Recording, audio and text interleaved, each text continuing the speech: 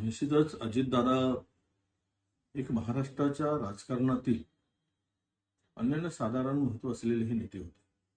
अत्यंत लोकप्रिय, शिस्तबद्ध आणि दिलेला शब्द पाळणारा नेता म्हणून महाराष्ट्राला त्यांची ओळख.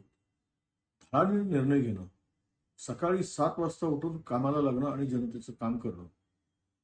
आणि विशेष म्हणजे जे होणार नाही ते होणार नाही म्हणून स्पष्टपणे सांगणं आणि जे होतं त्यामध्ये कुठेही आळेवेळे न करता ते काम करणं.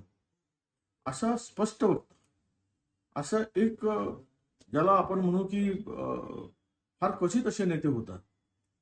आणि विशेष रूपाने सांगता येईल की मी ज्यावेळेस 2008 मध्ये राज्य मंत्रिमंडळामध्ये सहभागी झालो त्यावेळेस त्यांच्याकडे असलेल्या खात्याचा राज्यमंत्री मी होतो. आणि नवीन माणसाला कसं सोबत घेऊन त्यातले बारकावे कसे समजवावेत हे समजवण्याचं काम सुद्धा दादांनी मला केलं. आणि राजकारणामध्ये आपण कसं वागलं पाहिजे याचे धडे सुद्धा त्यावेळेस त्यांनी माझ्याशी चर्चा करतात आणि गोष्टी मला त्यांच्याकडून शिकता आल्या. त्यांच्याबरोबर नंतरही मंत्रिमंडळामध्ये कॅबिनेट मंत्री म्हणून काम करण्याची संधी मिळाली.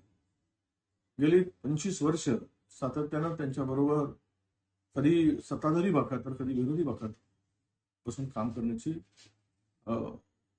संधी मिळाली. आणि आज महाराष्ट्रातील हा एक मोठा नेता की जे कल्पनाच करू शकत नाही, जे कल्पनेच्या पलीकडचं आहे की असं होऊ शकतं, असं घडू शकतं, असं अचानक काळाने घाला घालून एका लोकनेत्याला, एक समाजाप्रती समर्पित असलेल्या नेत्याला महाराष्ट्राला मुकावं लागलं हे अत्यंत दुःखदायक, वेदनादायक आहे.